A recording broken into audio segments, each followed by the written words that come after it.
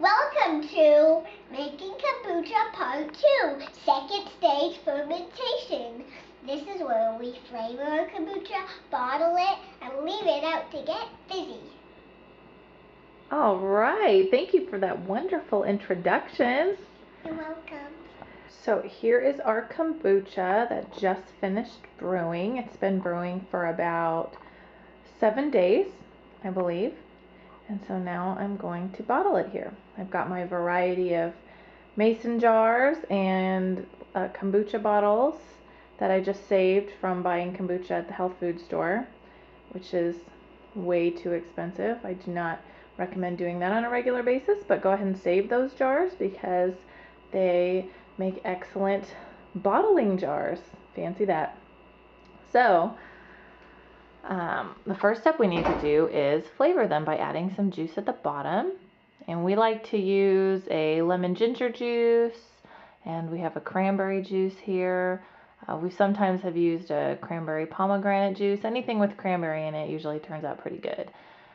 So as you can see, I've already gone ahead and added my juice to the jars. I've got my juice in my jars, and now I'm going to pour my kombucha into the jars as well.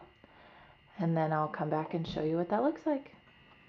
Here's a little side note I just thought of as I was filling up these jars, because kombucha has a lot of little stringy bits in it from the culture, which is okay. That's normal, and those are actually really good for you. But we don't like all the big stringy chunks. So when I'm bottling it, I go ahead and strain it at the same time. And so I just take my little wire strainer here, and it fits so very conveniently at the top of my funnel, and then I will just pour it right into there, and that gets out some of those stringy bits, and your kombucha will still have some of that in there too, so you're not eliminating all that good stuff. But anyway, that's just a little tip that I do. You don't have to do that. You could also, if you wanted to skip that straining part as you're bottling it, you could also strain it later.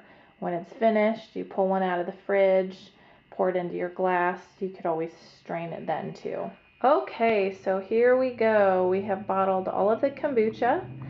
And before I forget to tell you, I went ahead and just set my scobies aside over here in this container.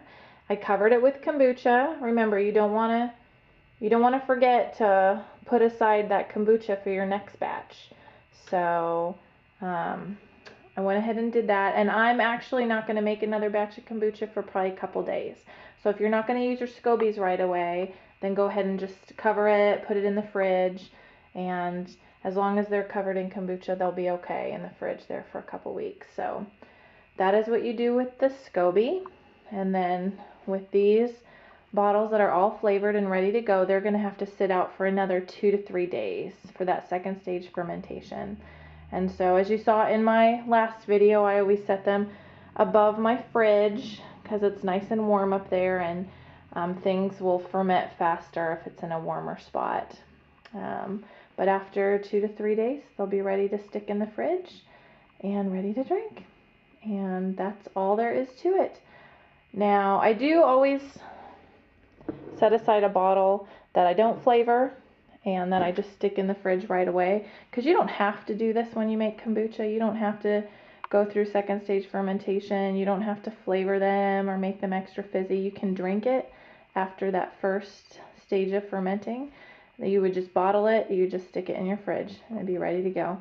So it's really your preference, however you like it, and that is the fun of making kombucha, is just experimenting with different flavors and just seeing what you like. That's all there is to it.